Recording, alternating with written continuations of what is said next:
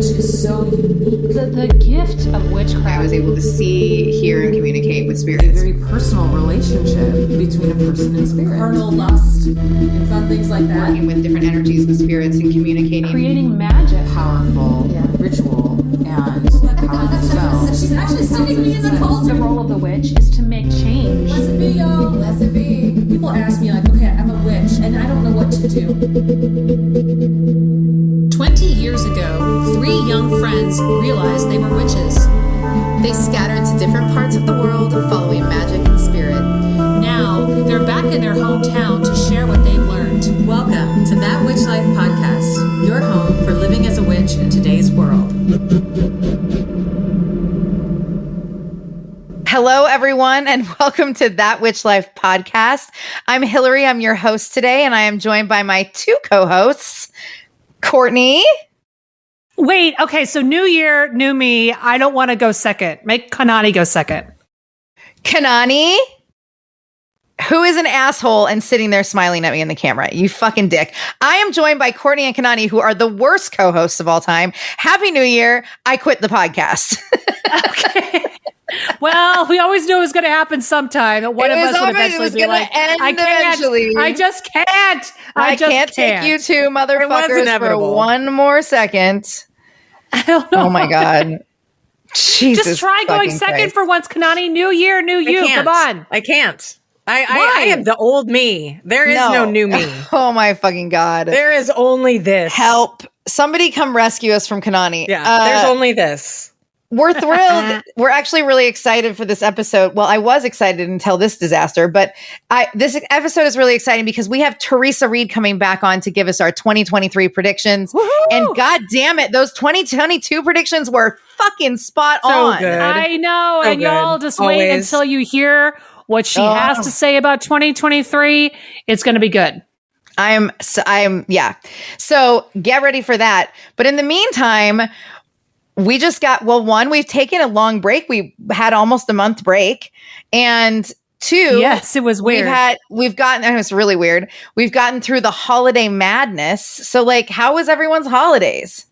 Well, I spent most of it talking to you two every fucking day. That's true. And we did go to a burlesque show together. That was super fun. We went to a burlesque show. Yep. Yeah, that was really fun, actually. It was Book Lovers Burlesque. So it was all holiday themed. So they'd read a snippet of a story, 1 minute story, and then a burlesque performance would be done after it. And it was great. They were awesome. Yeah. So there was Grinch themed burlesque.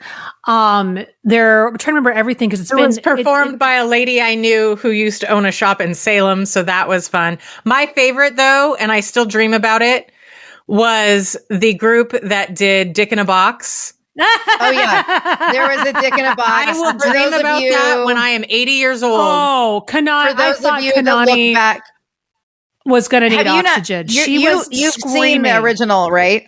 Of course, yeah. Of course. So and for the those, best part, for those of you youngins, about the performance was the fact that because with all the songs. They have the song and then they do the song, but then they just do their own version. The best part of the Dick in the Box performance was they essentially parodied the video. So they dressed like the guys in the video. So good. They parodied amazing. The whole. It was. Oh my God! Honestly, level it was fabulousness. I thought Kanani was going to burst a vein in her face laughing. I was laughing. I was watching her and laughing more at her than I was watching and laughing at the stage because Kanani was screaming. And normally Kanani, if something's funny, she'll giggle and it's kind of a quiet giggle. And she'll giggle into her hands and turn away. She was like, ah! I was falling over onto Courtney. I was using her to brace myself and keep myself in the chair because I was laughing so hard. It was a moment. It was a moment. So if y'all were there at Book Lovers Burlesque, the holiday edition in Portland, Oregon, back in December, and you heard some witch screaming down by the front, that was Kanani. Yeah, that was Kanani. Yeah, it was so it good. was good for that.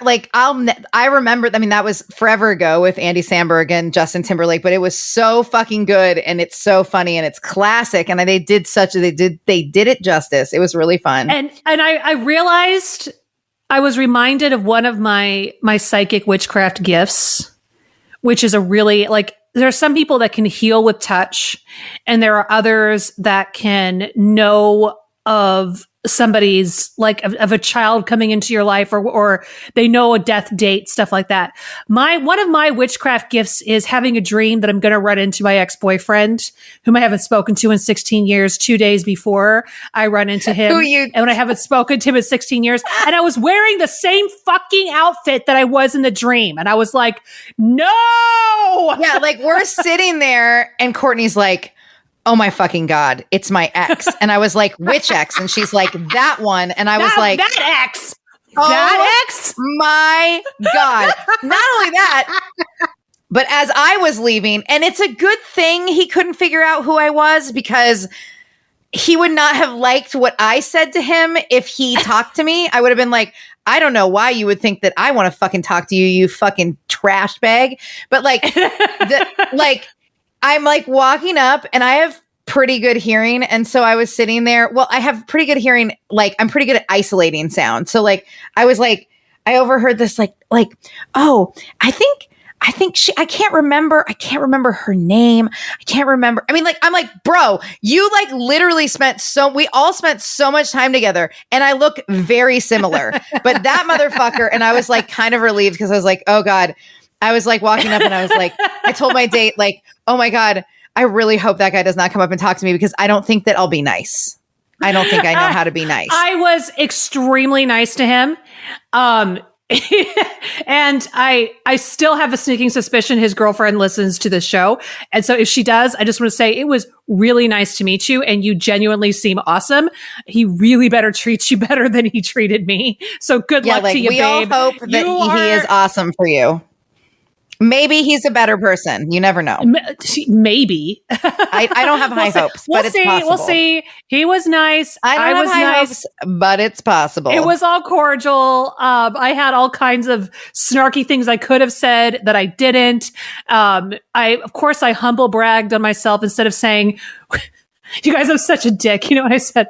I'm like, I have a house and we have a yard. You know what I said? I have a house and we have a yard. No, legitimately, I said, I'm such an asshole. Dude, why are you like this? Because I said, we have a century-old bungalow on a small piece of property just outside of town. Oh my God, that is ridiculous and not true. It's not untrue. It's not just outside of town. It is in town. Oh my God. But it is, and I have a yard, which is property. You are incorrigible. And it is a century-old bungalow.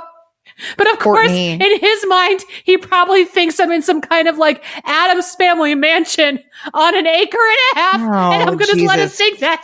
Fucking Christ. Jesus.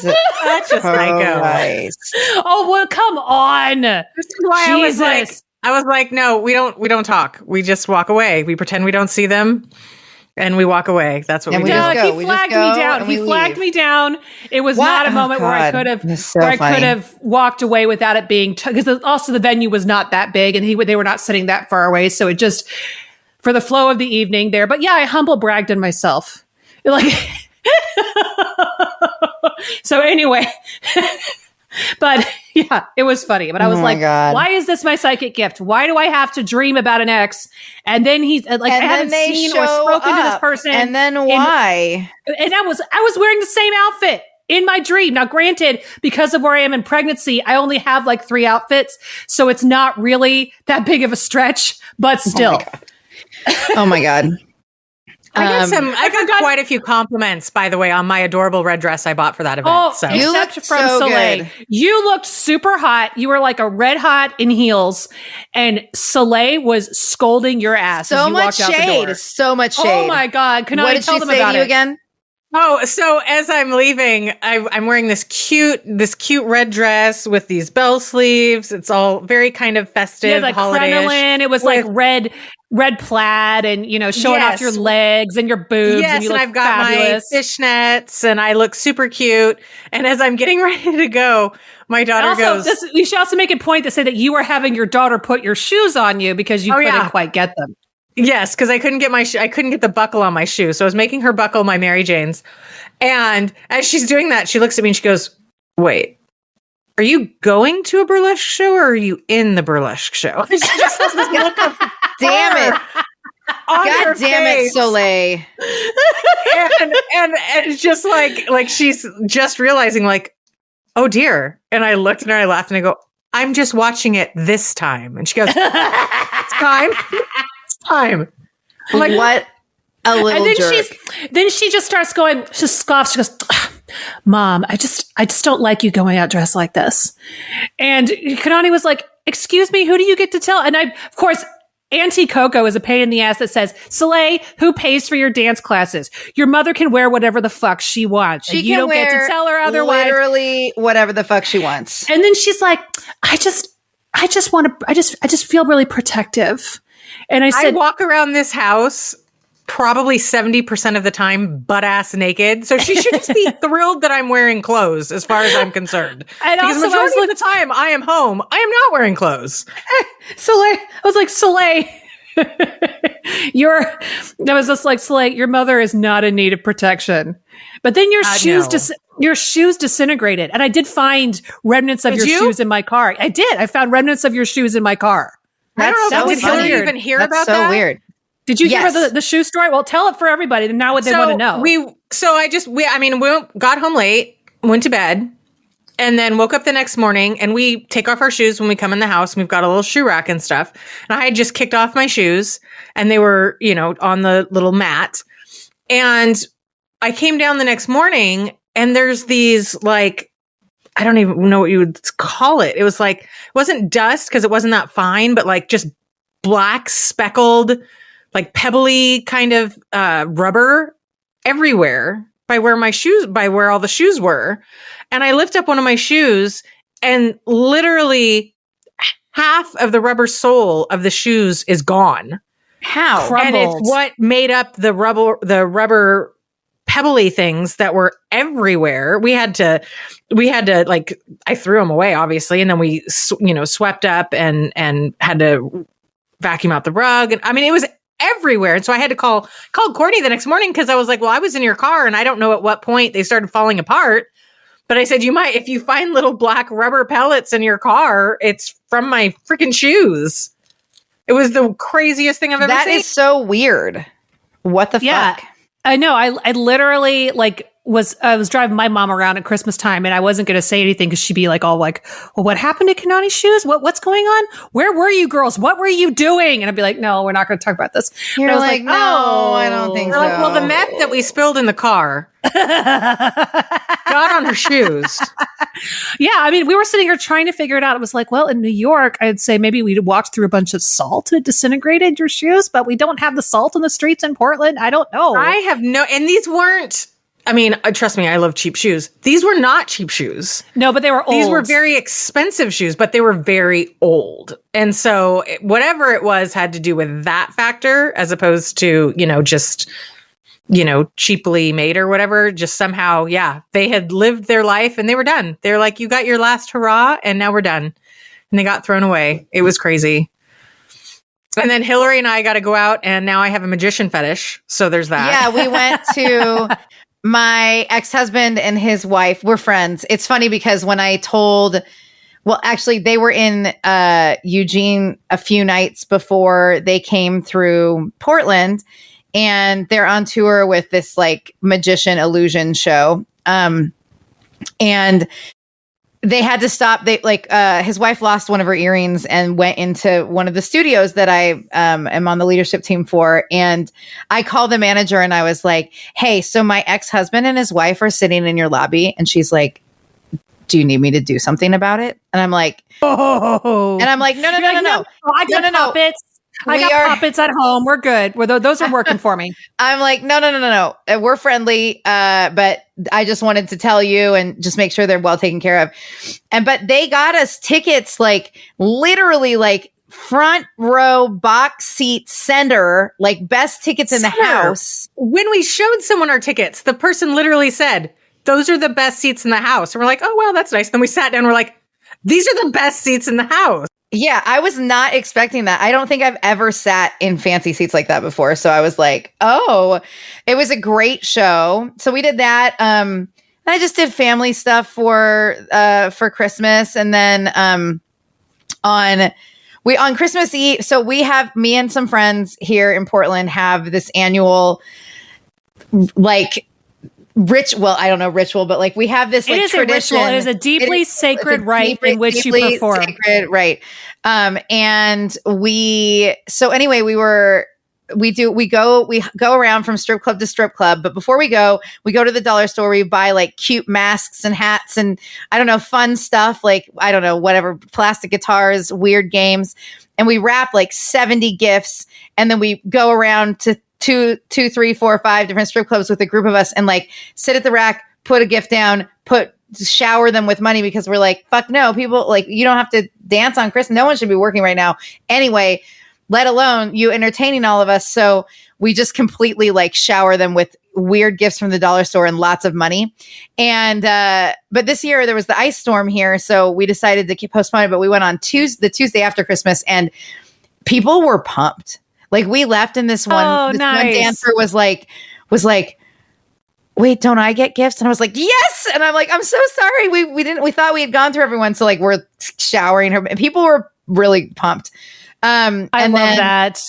And then for New Year's, I went down to Manzanita on the Oregon coast, stayed at my favorite there's this amazing little inn at Manzanita.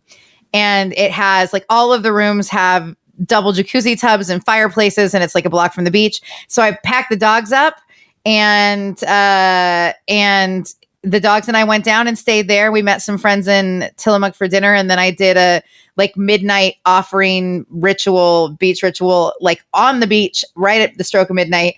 And then the next morning I woke up to absolutely clear sky sunshine, which first of all, this time of year never happens. And second of all, even during the summer, it usually takes like a number of hours to have the fog burn off.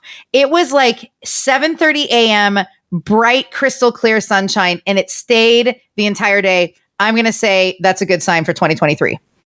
I accept your sign. Before we move on to checking our squad, because they are awesome, and I want to see what they've been doing recently. We always have such good combos in there. Did either of you do anything that you haven't mentioned that you have to tell us all about? I've been watching a lot of 90s true crime documentaries, and I just got to say that the 90s were so fucking weird. That's all I have to say. I'm like, what? Okay. You know, Hillary and I were talking about this today. It's like the 60s and 70s, they knew they were weird and they leaned into it. The 90s, we thought we had it all together. We had no idea how fucking like out there and weird everything was. It was just like, okay, whatever. Well, this isn't exactly a happy thing, but, it's absolutely not a happy thing. But we always talk about, be careful what you manifest. Well, I have been overly focused for the last few months on trying to figure out how to get us a newer vehicle, because we had 2 vehicles where I was pretty sure at least one of them was going to crap out, any day, which is a nerve-wracking experience for people that need 2 cars. And so, I'd been trying to think of, had been thinking compulsively about how I needed to figure out how to get a new car, how to get us a different car. And went to take my children to the dentist one morning and totaled the car and got into an accident. And the car was completely, the one that was the most needing of being replaced, was completely totaled. And it's like, and you guys were unscathed. Thank the gods. We were all fine. Me, the kids, it was literally just up the road from my house. And so my kids, I was able to not have them have to stay at the scene of the accident. They were able to just go home and, cry and, kind of deal while I dealt with all of the accident stuff. And they were fine and I was fine. I mean, airbags went off. The other people's airbags went off. Luckily, they were also fine. It was absolutely it was the worst. I've only been in 2 bad accidents. That was the worst of the 2 accidents. And sadly for my children, they've been in both of the accidents that I've been in. And so they've had as many bad accidents as I have, but luckily through all of them, everyone has been fine. But so be careful what you wish for, because I was completely obsessed with replacing that car. And what had to happen after that car was gone? We had to buy a new used car. So sometimes when you manifest the thing, a bunch of shit happens, some of which is uncomfortable to get there. yes, true.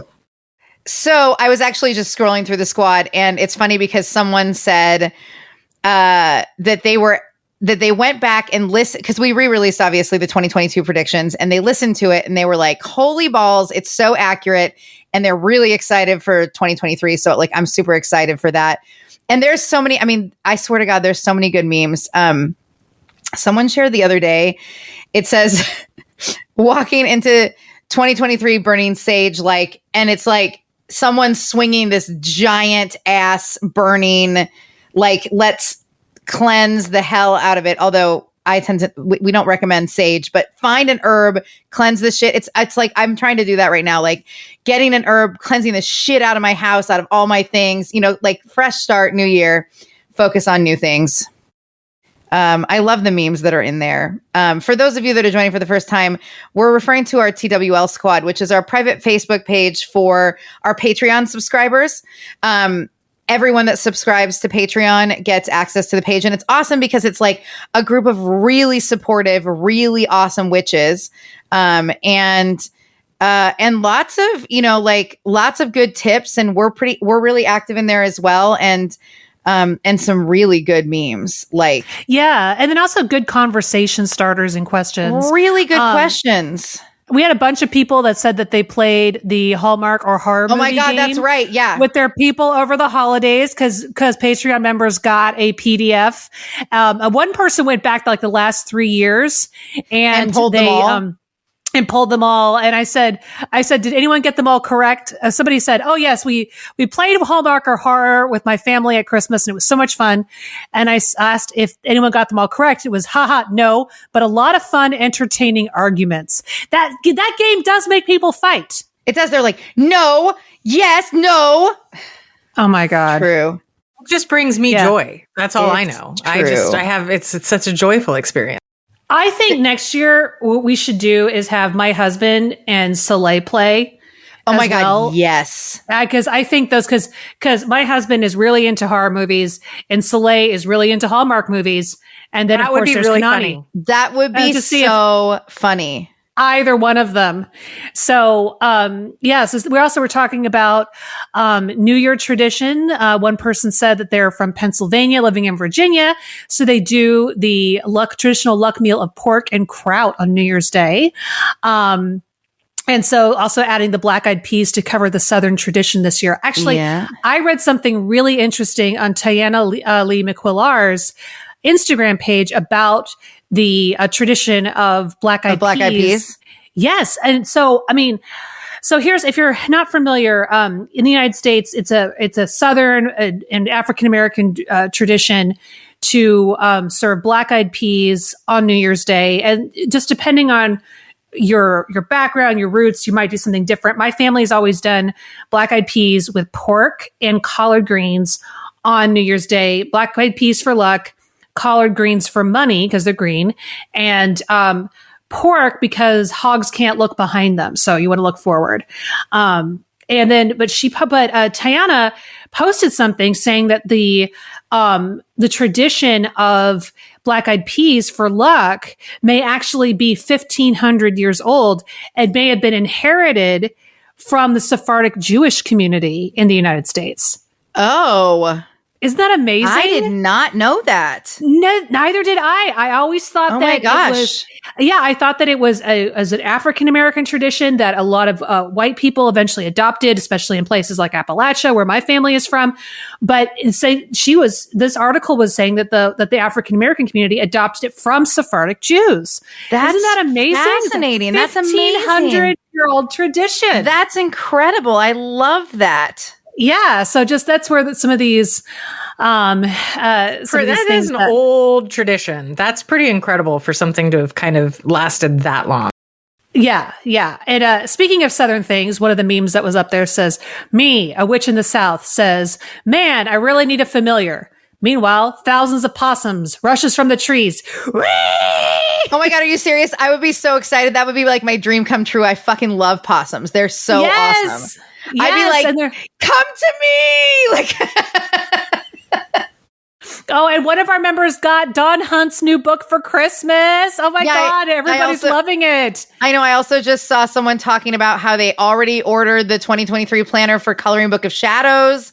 Yes. Because the 2022, they say the 2022 one was so helpful and that met there. It said, it appeases my Virgo need for organization and also my Cancer moon that just wants to color and be happy. Oh, That's yeah. awesome. And then we've already had someone buy the Imulk ritual on our Etsy shop, which I thought was pretty awesome. People are like ready. They're ready for the year to come in. They are ready. And then speaking of our Etsy shop, we have some cool stuff up there. We still have bags, it's a dead person. I was like, why? I was about to say it's a ghost. It's a dead person bags. We have our pocket altars. We have tons of spell kits. We have spell jars. We have the peppermint horror mocha mug. So get on it. I think we still have, we only have a few of those left, but we do have a few of the peppermint horror mochas left. Yeah. And so the pocket altars we keep making more of because they're now popular. That people are traveling again. Yeah. People are finding it super helpful to throw in their purse or their travel bag or whatever. It's so helpful. Cool. Super helpful. I love it. Well, with that, do we feel like we should head to a break for our sponsors? Yes, I think we should give our sponsors a break. That came out really weird. I was like, should we head for a split? It's our first time recording in a month. I'm surprised we could even We have no idea what's happening right now. Sponsors, go. Okay. Sponsors, we love you and we love you.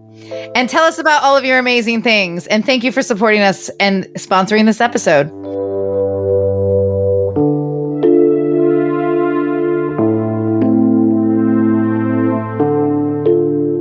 When I think of fall, I think of curling up on the couch with the dogs under a cozy blanket, sipping on some hot tea. It's the ultimate comfort move for me, and I am so excited to hear about a new tea blend called Soul Shine from the Jasmine Pearl Tea Company, created by their tea Jedi, Jeff. Soul Shine celebrates the magic of simplicity with dandelion root, which is very grounding, and uplifting tulsi. It is so good, and I am so here for this. I love their Burnside chai this time of year. It is finally chai weather after all this time, and the Indian black tea is blended with house-roasted spices, Chinese pu'er, and ginger. And to make it extra decadent and get the full experience, you can simmer it in a milk of your choice for several minutes, strain, and if you have a sweet tooth like me, add a little sweetener. We all know that a new baby means lots of sleepless nights, but I've got to say Dark Forest, which is the Jasmine Pearl's low caffeine herbal blend, is perfect for the evenings as they get darker. And I try to cope on 3 hours of sleep, but would like to sleep at some point that night. The sweet fullness of the chicory is balanced out by rosemary top notes. It's almost dessert-like with hints of nutmeg, cacao, and ginger spice. Oh my God, I love Dark Forest. It gives me all of the cozy fall vibes for sure. I also love the Jamaica. It has this gorgeous popped rice nuttiness that really makes it a great way to introduce yourself to green tea. Such a perfect morning ritual. Supporting small businesses are very important to us, and the Jasmine Pearl is a family-owned tea importer and specialty tea blender based in Portland, Oregon, who has been crafting tea blends for 17 years and direct sourcing teas from origin since 2004. Their blending and sourcing philosophy is based in the love of fine teas and herbs, which is why they focus on blending with exceptional ingredients, hand blending each batch using mainly organic ingredients, and oh boy, does it show. So you can check out these phenomenal teas at thejasminepearl.com and save 10% with coupon code WITCH2023. That's WITCH2023. You get free shipping on orders over $35, and don't forget to let them know you heard about them on the That Witch Life podcast. Thank you to the Jasmine Pearl for being an episode sponsor. Fall is finally here, and as I'm sure you all know, it's my favorite time of year. Warm fires, cozy sweaters, pumpkin spice, and Kachina Aurora's autumn brew coffee. Oh my gods, it is like magic in a cup, and it really gets me into the spirit of the season. Every year I count down the days until I can order Kachina Aurora's fall releases. The savory sage olive oil is back out. I used it last year, actually 2 years in a row. I've used it to baste my Thanksgiving turkey. I've used it in mashed potatoes. It is such a gorgeous accomplice to your holiday eating. And if you haven't tried the sweet potato sage risotto, you're seriously missing out. It's a super easy, delicious fall dinner. In fact, we included that in our fall subscription boxes. I mean, it is the fall comfort food you have always needed. And I have a new obsession, and it is Kachina Aurora's tomato sauce. Like, it is crazy good, and Dawn is definitely going to make me look extra fancy when guests come over for dinner. I cooked it the other night and made a gorgeous pasta and meatball dish with a side of asparagus that was also drizzled with the lemon-infused olive oil, which is one of my go-tos for vegetable dishes. But this sauce is to die for. You also have to check out A Kitchen Witch's Guide to Recipes of Love and Romance and Kitchen Witchcraft for Beginners, spells, recipes, and rituals to bring your own practice into the kitchen, whether you like to cook or like to eat. The recipes are glorious and also magical. Whether you want to try the savory sage olive oil, the sweet potato sage risotto, or literally anything, everything Dawn creates is amazing. So make sure you go to KachinaAurora.com ASAP and use code WitchLife. That's WitchLife. And that will get you 10% off. Thank you to Kachina Aurora for being an episode sponsor.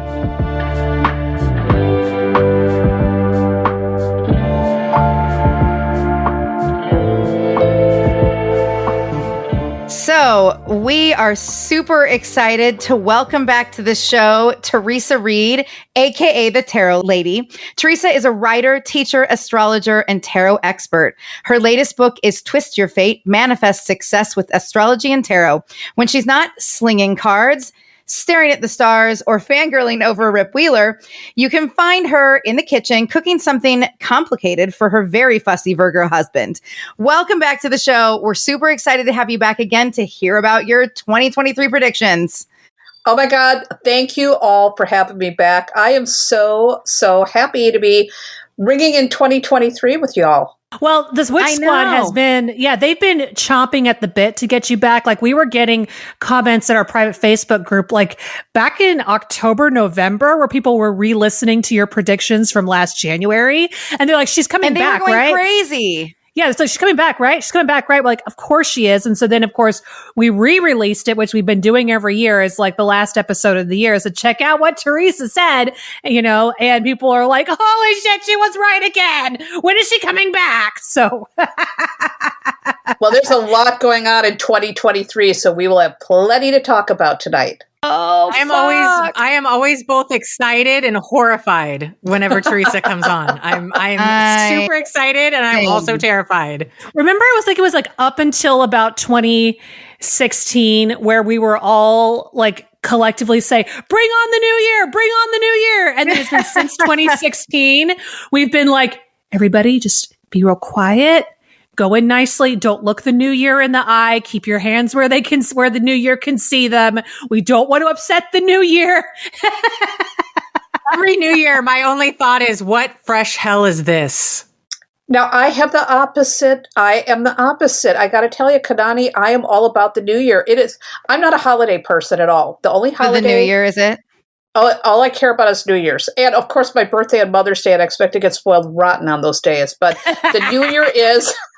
The New Year is my holiday. That is like the one day I'm the most excited, because I'm like, even though it's an arbitrary date, really, technically, it's always that thought of, I get a fresh start now. I get to start new. It's all new. Clean slate, new calendars, new this, new that. So in my brain, I always think of it like, oh my God, finally, we get that fresh start. That. And yeah, it's ridiculous, but that's much healthier than me, who just goes, here we go again. And here it goes. Yeah, and for me, New Year's Eve, I cook a nice meal, and I try to stay up till midnight, and then at midnight, got to kiss the husband, eat a piece of pickled herring, and then listen to my theme song for the year, which is always top secret. I love it. That's such a beautiful ritual. Kiss your beloved, eat some pickled fish, and listen to a secret song. All right, we've so all figured good. out our new. It's not Now too late. we know what we're listeners. gonna do.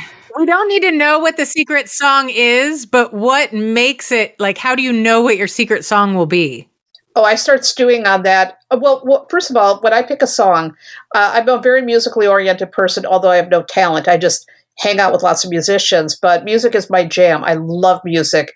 And so there's always a soundtrack to my life. I have a soundtrack for everything.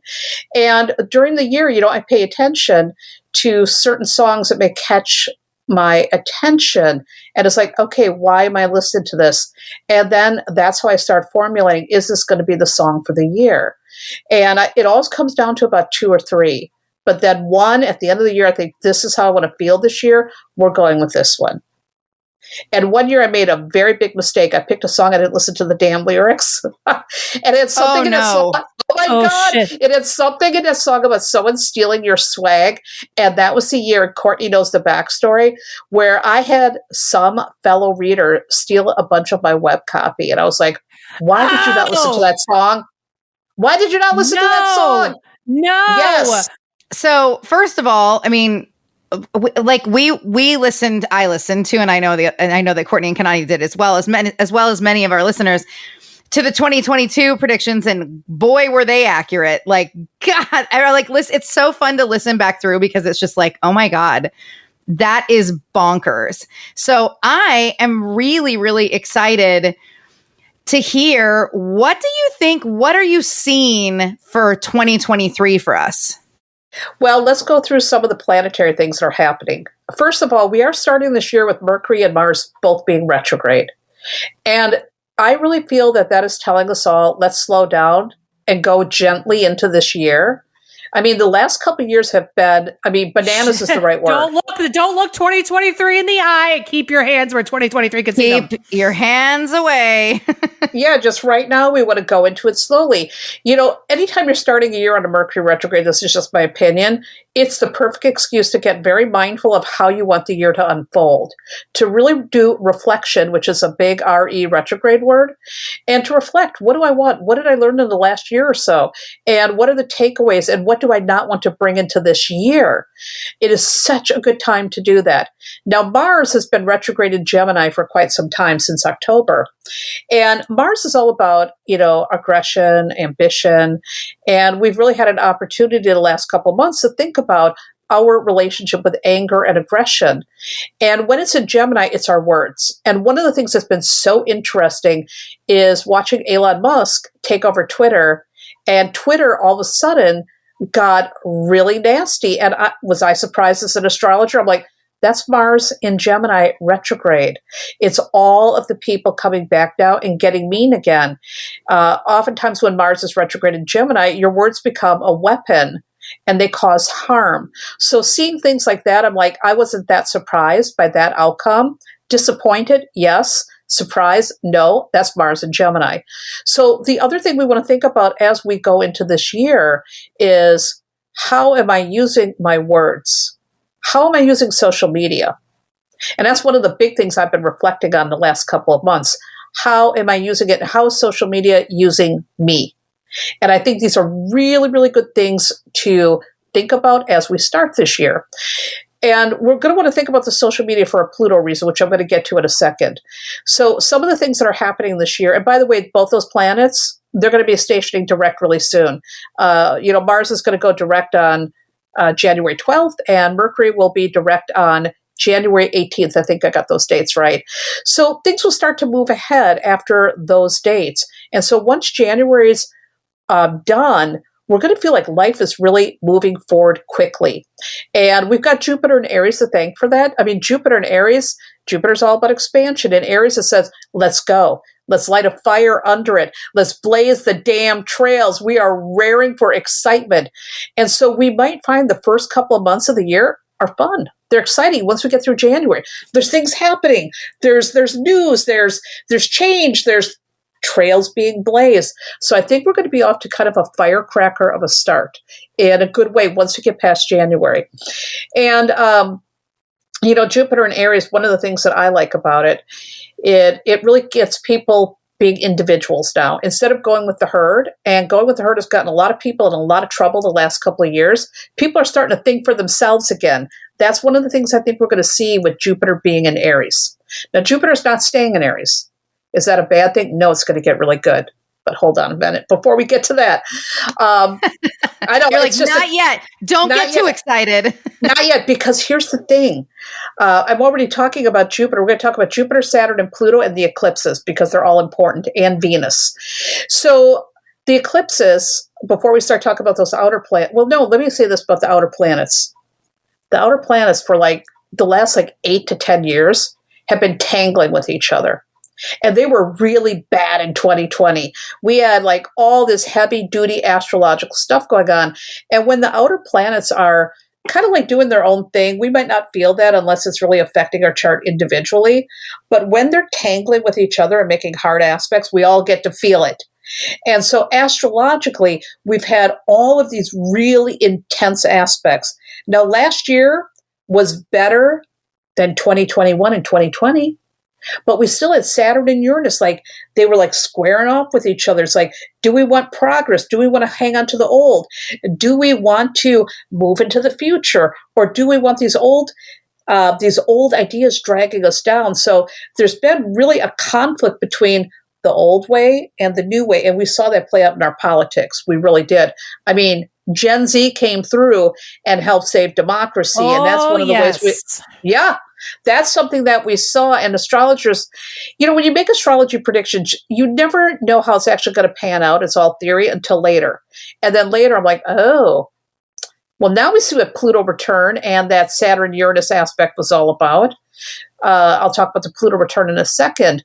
So, but we're not going to have that kind of intensity. So even though the year starts out on a slow note, again, once we get past January, everything starts moving, and we're going to feel like we got some room to breathe, that there are some resolutions that are starting to loom on the horizon, and we really are going to be seeing a lot of the old way getting dismantled for the better new way to come into being. Now, I want to talk about the eclipses for a second. Eclipses are really important.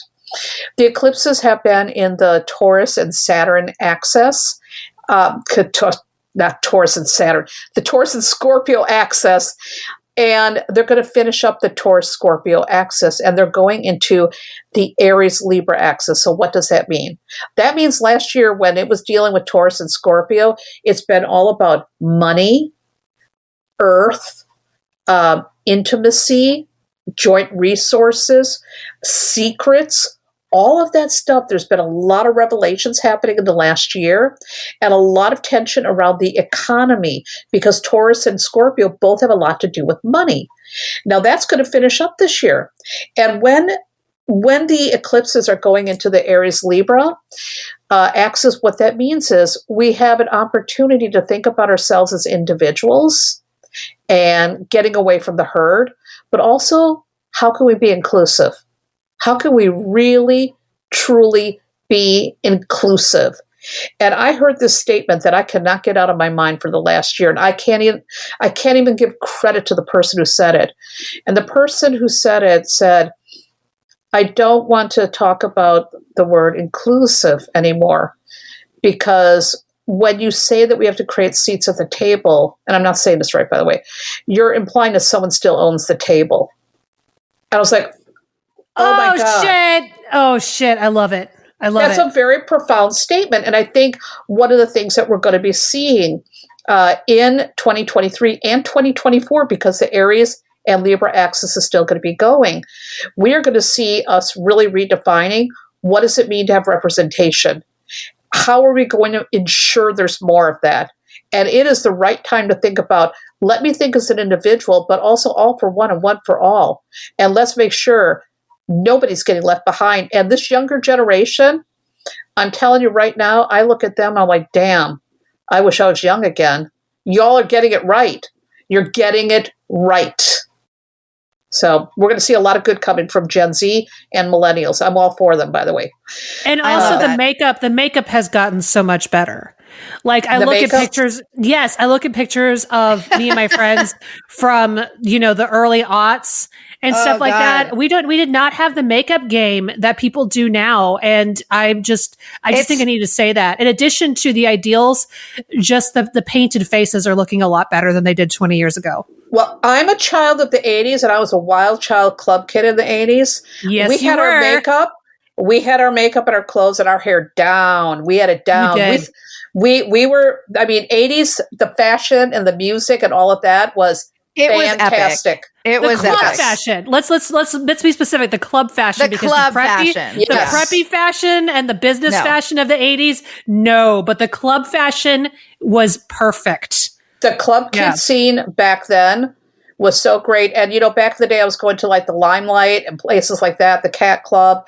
And oh my God, it was so fun. So Yeah. fun. Yeah. So I maybe mean- that'll come back. I feel like my eyebrows are still recovering from the 90s. So Our eyebrows are not coming back. We've damaged they're them. never coming No, back. they're never coming back. We've been They branded were by the like- 90s. They were Yeah, like, see- you're a dick. You don't get them. We're not coming back.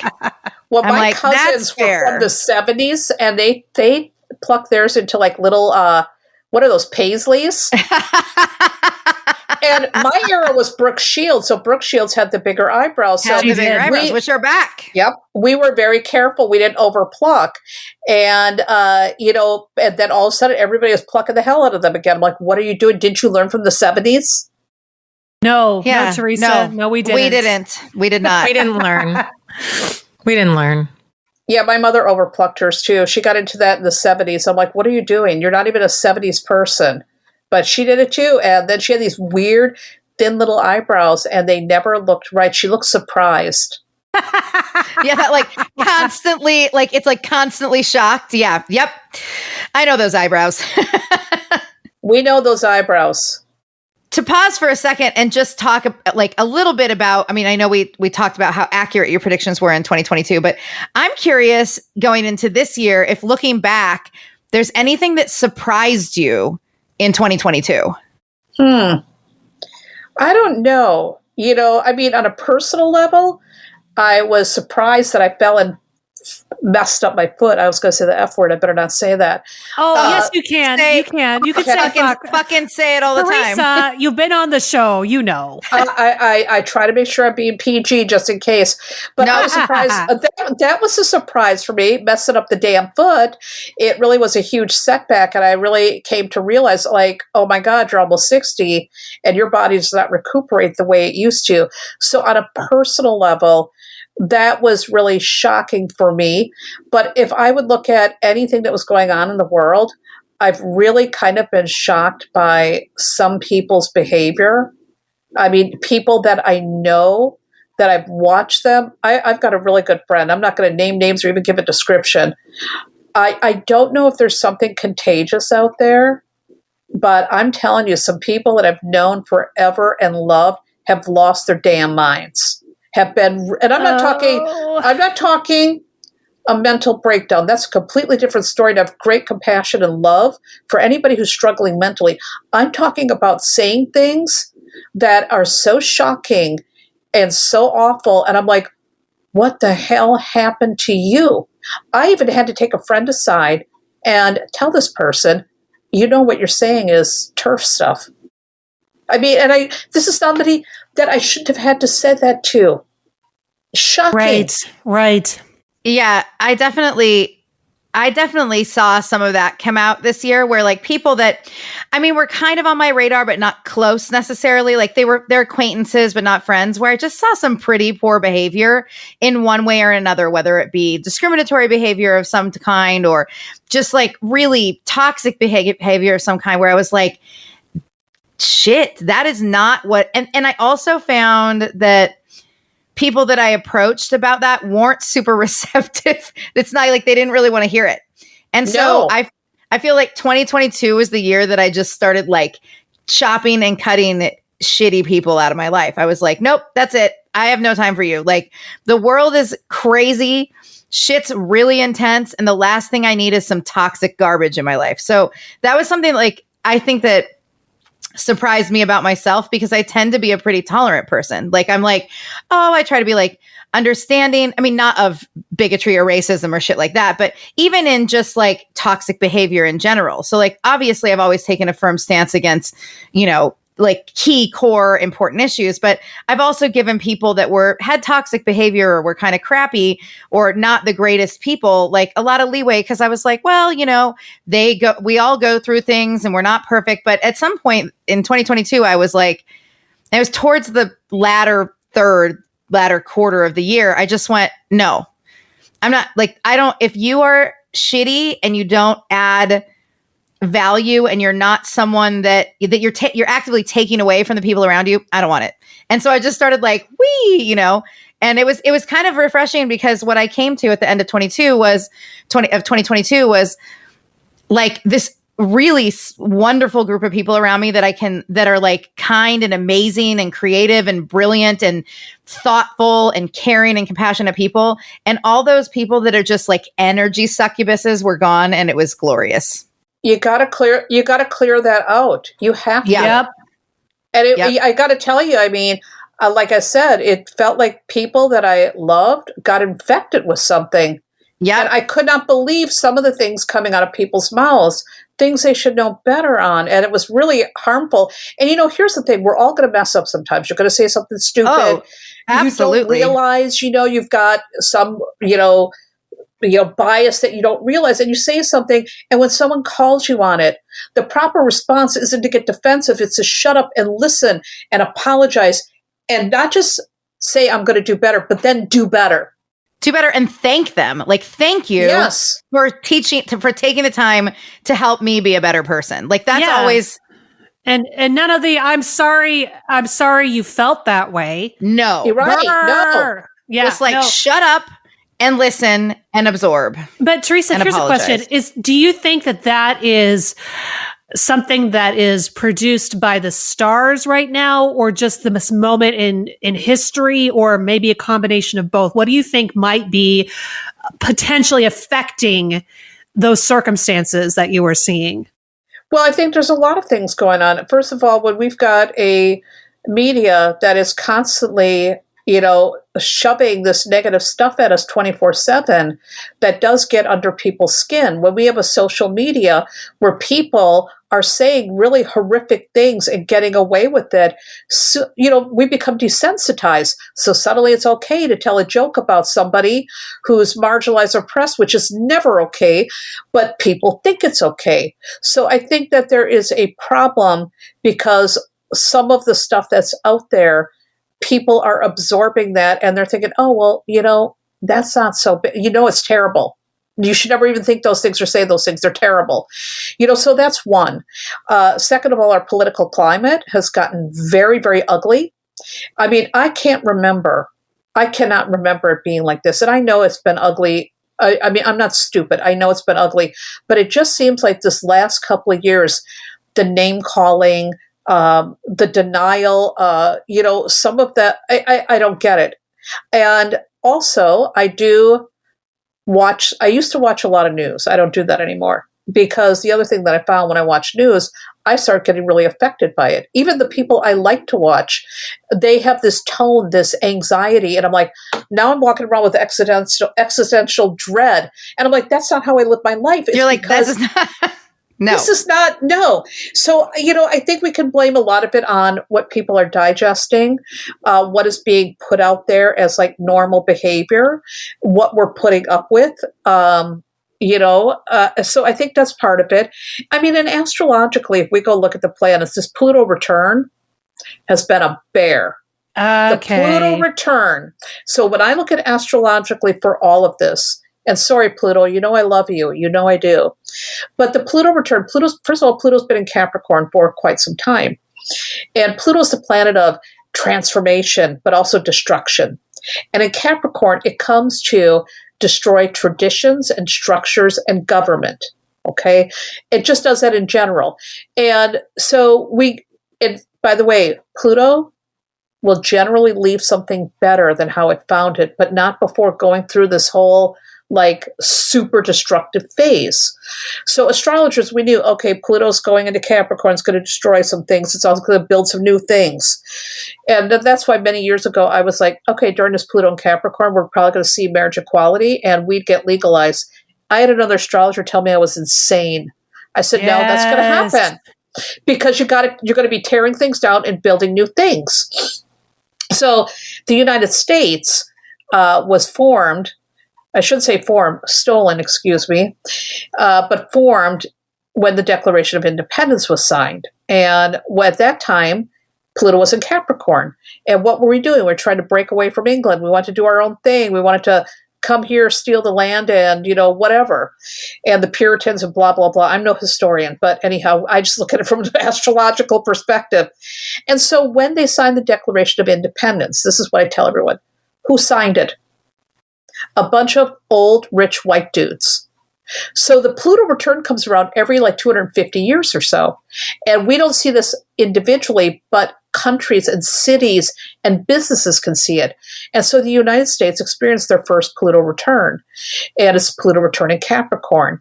And so what's happening now is over the last decade, we're doing the same thing we did then. We're telling the government to stick it, but it's coming up in all kinds of funky ways. We've seen the rise of militias. We've seen what's happened at the Capitol on January 6th. There's been a lot going on. We've also seen the rise of social justice, the demand for equality. We've seen marriage equality. So we've got this huge, intense energy that's been bubbling around now for a decade. And what happens with Pluto is it brings up the shadow side. And the shadow side that we see, people have been in denial about how racist this country is because we had a black president.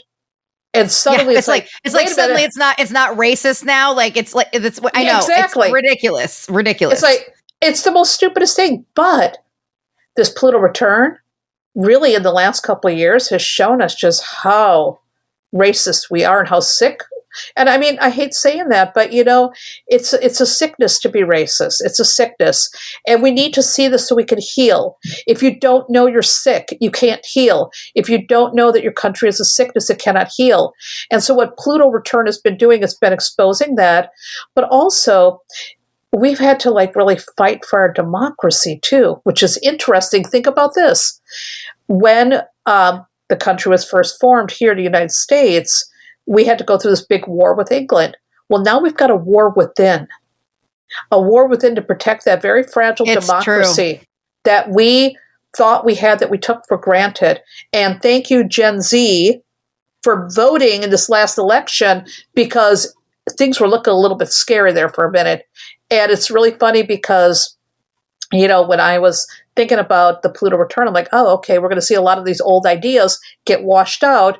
And we're going to end up with more equity and blah, blah, blah. Little did I know we would be fighting for democracy because, again, astrology theory, once you see how it's really panning out, it's like, holy cats, Pluto and Capricorn. Wow. So the good news, it's almost over, folks. Hang on. Well, the end, yeah, but does it make a big bang as it's heading out the door, or does it kind of slow down a bit? Does it burn it to the ground on the way out? Because I'm hoping no. It will. Or maybe in the good way. Well, let me tell you the things that are going to be happening this year. So first of all, I already told you Jupiter's in Aries. We're going to get to Pluto in a second. Well, forget about Jupiter for a second. Let's talk about March. March is the month to watch. March is the month to watch. Because in March, first of all, on March 7th, Saturn is getting the hell out of Aquarius and is going into Pisces. Now, Saturn likes being in Aquarius. Saturn's all about the brotherhood. It is about idealism. It is about our idealistic youth coming to save our democracy. It's going into Pisces. And Pisces is very watery. And Saturn says, I want structures. But Pisces is like, nah, I want to flow, man. You can't make me structure anything. Saturn's going to be in Pisces for a couple of years. And so what we might find is, we've got to address a lot of emotional things. We do have to address things around escapism. A lot of us might feel like, you know what? After all these last couple of years, I just want an escape. So you might find yourself really escaping. I mean, escapism doesn't always mean booze and drugs, although that could be part of it. But it could also be social media, being plugged in too much. So escapism is going to be a thing we have to watch out for. And Saturn in Pisces may make us all feel like we just don't want to deal anymore. We just want to be apathetic. We want to go about our lives. We don't want to, wear a mask. Who cares? Blah, blah, blah. That's going to be some of the things that we're going to be seeing folks dealing with for about 2 years. However, when Saturn is in Pisces, we can find our faith in the universe again, but it will be tested.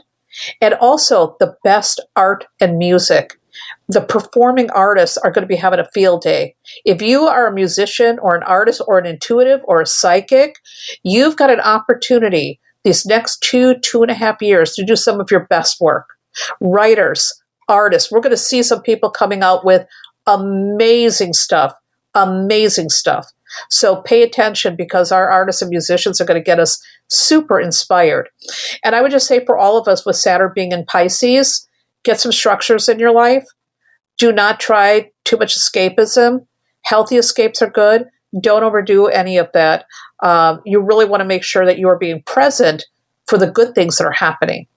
Now, Pluto is going into Aquarius on March 23rd. It's only dipping its toes in there. So don't get excited yet. I see you getting excited, Courtney. But when I mean, those are just my 90s eyebrows. So it's okay. 90s eyebrows. It's just my 90s eyebrows. I was sitting there bouncing up and down. I'm like, I'm a musician. Yeah. I'm an intuitive. I was like, dang, I'm ready for this.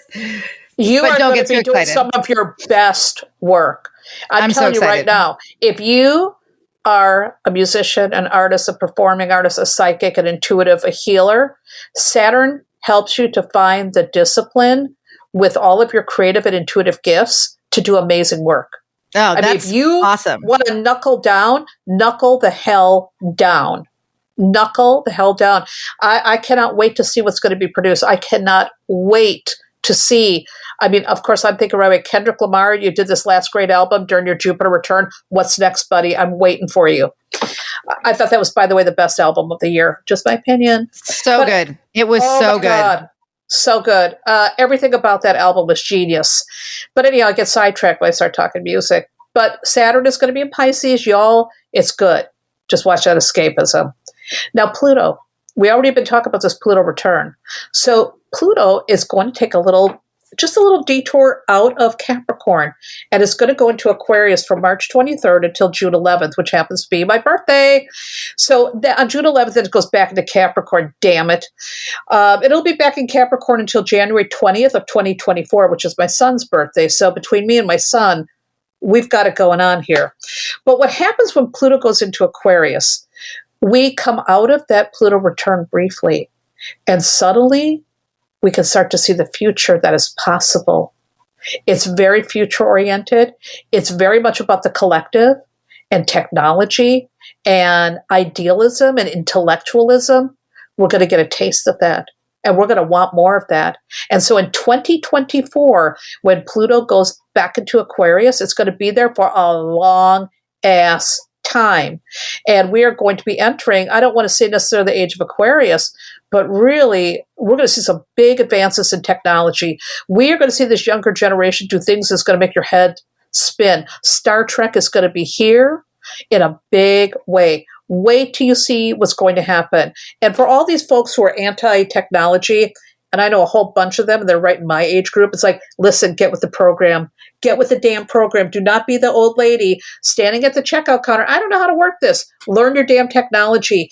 So much technology.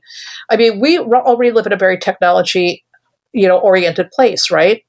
You cannot believe what's going to happen when Pluto goes into Aquarius. And once again, Pluto and Aquarius, it's all for one and one for all. It's the collective. So that whole idea of representation and everyone being present and accounted for and respected and having an opportunity, it's coming. I see it coming. Hopefully I'm going to live through the whole damn thing to enjoy it. But it is going to be just a much better time. We have an opportunity to build the future. And I will say also, with Saturn being in Pisces and Pluto being in Aquarius, examine your relationship with technology. And what I mean by that, please start learning technology. Do not walk away from it. learn it. It doesn't mean you got to be an email queen, but know the basics, understand it. So that way you're not helpless. But also we want to make sure that we are not so plugged in that I'm on that screen 24/7 and not sitting there with my grandbaby, enjoying watching them grow. So we want to find a healthy balance between the two. Embrace it. It's great, but make sure it doesn't take over your life or infect you like it's done the last couple of years with social media. So I think there's actually a lot to look forward to this year. And now let's talk about Jupiter. So first off, anyone here in Aries? Courtney, I know you're not in Aries. Any Aries here? No, I have. No, Connie has an Aries moon, don't you? Yeah. Yeah, I have a moon and rising in Aries. All right, well, you're going to have some good luck for the first couple months of the year.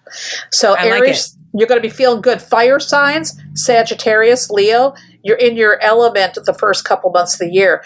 And then on May 16th, Jupiter goes into Taurus. So that means the earth signs are going to thrive. But also, Jupiter in Taurus is good for the economy. And you know, when Jupiter's in Aries, we want to take risks, we want to be original, we want to be rugged individuals. When Jupiter goes in Taurus, we want to put money in the bank. We want security, we want a roof over our head. And we're going to see a big improvement with the economy. And here's the one funny thing. The one thing that I can always tell when the economy is about to take a crap. Because when I talk to, clients, if they are focusing on their jobs, then I know we're about to have a crash. When they're focusing on love, we know the economy is doing better no matter what they're saying out there with the news. And everyone I've been talking to lately, what do they talk about? Love. Does he love me? Do you think he's going to come back? Blah, blah, blah. I mean, I don't read for the public anymore, but I talk to friends on the down low about this stuff, and they're all talking about love. And I'm like, they keep talking about the economy being crap. It's doing better than they think it is, or than they want to admit it is. And when Jupiter goes into Taurus, it's going to be doing surprisingly better. Yay! There's going to be wait a minute, Courtney. Uranus is still in Taurus. Uranus can bring sometimes some little surprises. So we don't want to get cocky. We want to be cautiously optimistic. Cautiously optimistic. It's a good thing. Venus is also. Go ahead. So if I'm a Taurus, Virgo, May is the time for me.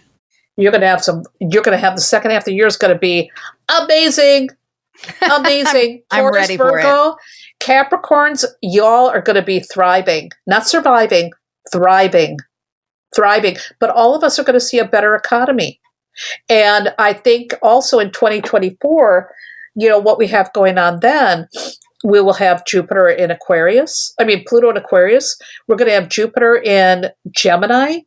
I think it's going to be a very interesting election in 2024, but not negative like the last 2 or 3 or 4. Oh, God. How far back do we want to go? Well, I'm talking midterms too. I'm not just talking. Oh, I see. Now you're making me nervous because you're actually making me optimistic, which is making me very nervous because I have not been optimistic about a new year for quite some time. Yeah. Kanani's how do I live without existential dread? I'm not used to these feelings. That's like my happy friend, right? Well, here's the thing to remember, though. The last couple of years, again, we've had some pretty intense crap. It's easy right now to go into this year feeling anxious, go into the year slow. We're recuperating. Think about Mercury and Mars retrograde. We all need to recuperate. We need to come down. And when things start getting better, count every day as a blessing. Treat every day like a gift. Be grateful for the things that are going well in your life and in the world. And do know that no matter how negative things may seem, no matter what's going on out there, nothing lasts. Nothing good lasts. Nothing bad lasts. And when you wrap your head around that none of it's permanent, then you don't get really worked up over any of this.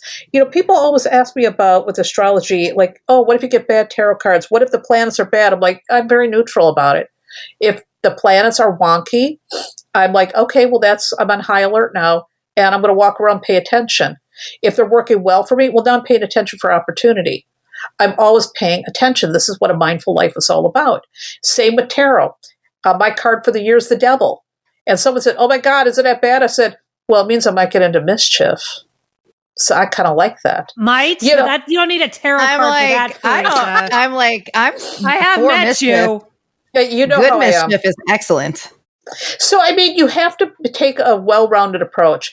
And while I see a lot of improvements this year, again, we have to watch out for escapism. We really need to think about our role, the role technology plays in our lives, how we can have a healthy relationship with it. Technology is going to be very, very important. And we really have to think about our role in bringing people together and lifting everybody up and making sure that everybody has access to food and water and a house and all of that. We need to be thinking about that, and that requires work. So it's very idealistic to say, oh my God, we're moving into the age of Aquarius, but there's still a lot of heavy lifting to do. Yeah, What we can't are you just gonna be do? like, right. We can't just be like, I think it's very easy for people to go, oh, things are better. And then they forget about like all the repair from all the shit, you know? So it's like, you know, I'm glad you mentioned that. That's good. Right. And, also, when things get better, like when they said, oh, COVID is over, I'm like, it's not over for people who have compromised immune systems.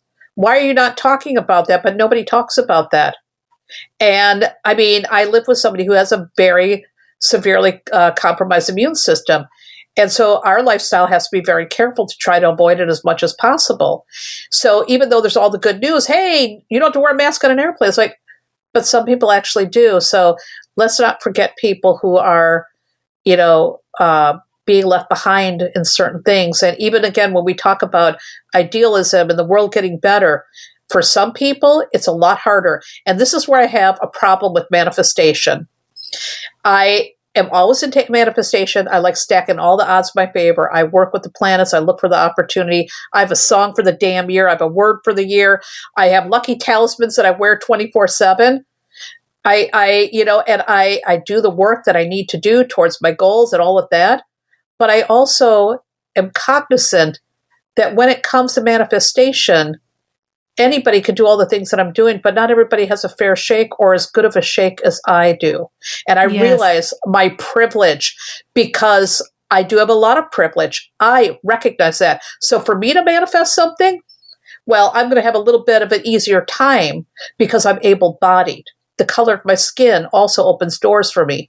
It makes things easier. And I know a lot of people don't want to hear that. They do not want to hear it, but it is very, very true.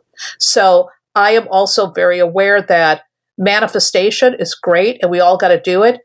But there are a lot of people that need a helping hand so that they can manifest their best life. So let's not be just doing, oh, look at all my affirmations and I've manifested millions of dollars. That doesn't impress me. What are you doing with it? Who are you helping? Who are you helping? Who are you lifting up? And don't think if somebody doesn't have a quote unquote great life, whatever you want to describe as a great life. I mean, my life is actually pretty simple, but don't assume it's because they're lazy. Oh, does that make me mad? Oh, nobody wants to work anymore. Oh, people are lazy. No, people are working their butts off, but you know how hard it is to work and make it and to manifest all this big stuff you're talking about on a $7.25 income per hour? So don't talk to me about that. So I have issues with manifestation because it's very, very easy for people to talk about that stuff and make it sound like it's so easy. And I'm not a cynical person about it. It's just like, it's easy for you, but for a lot of other people to get to that place requires a lot more help and support. So let's not be stupid about that. Let's not be careless about that. Let's make sure we really are being thoughtful about people who need more support. Theresa, thank you for saying that. I think that's such an important reminder. And thank you. It's important that we don't lose sight of that. And thank you for giving us so much insight to what we have in store this year, things for us to get excited about, but also things for us to think about. And we want to know what's next for you. Oh, what's next? Well, I've got another book coming out this year. So last year, I once again, I think I've lost my mind. I actually wrote 3 books last year.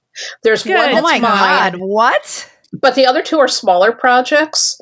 So it's like I did a commentary for one book and I helped somebody else with their deck. And that one, I'm still waiting for them to give me the thumbs up for the manuscript. But basically, I wrote my face off last year. So I've got a new book coming out. And I don't know the date. I don't know any of the details yet, so y'all got to wait on any of this. I don't know any details. And so the other thing is I have 2 other books that I want to write. And I'm like, do I try to do 2 books a year again or just 1? So that's where I'm at. Books, writing.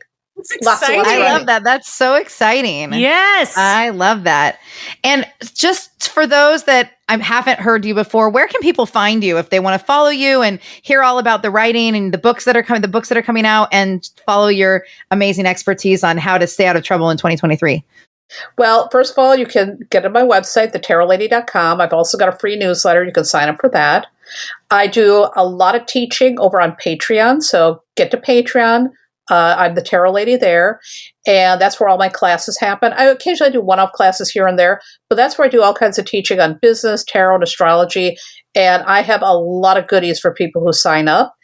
And also, you can find me on social media. My handle is always the Tarot Lady. And Instagram, Monday through Friday, I do a morning live forecast where I talk about what's happening in the planets, and I also pull cards for every sign of the zodiac. So you can get a daily dose of what's going on and learn how to work with the planets and the cards in the best way possible, not in a way that's going to be, oh my God, doom and gloom, or oh my God, I'm manifesting everything. It's like, nah, we're very practical. Here's what you need to do. I love that. So people, go check that out. Go find Theresa. She is amazing. The work she does is incredible. You need her in your life. And Theresa, thank you so much for coming on the show to talk to us again. I actually am like really excited for this year, but I'm also excited to look back. Each year it's really exciting to look back and be like, Theresa's so right. So yeah, I don't feel like I'm bracing myself as much as I'm just kind of like, whoosh. Okay, let's just cautiously move forward with a little bit of optimism.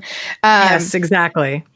But thank you for always being such an amazing guest and coming on and getting us prepped for the year ahead. We appreciate you so much, and we'll talk to y'all later. Bye, everybody. Bye. Thank you for listening to That Witch Life podcast. Our music is by Dustin Schultz, editing by Corey Drake. If you like what we do, please subscribe, rate, and review us on Apple Podcasts. If you want to support the show, you can buy us a coffee or check out our merch on our Etsy store, or join us on Patreon for bonus content, ad-free episodes, or to join our witch squad. We are on Facebook, Twitter, and Instagram. For show notes, audio transcript, or to ask us a question to answer on a future episode, go to thatwitchlife.com. Until then, keep moding that shit. We will talk to you next week. So mote it be.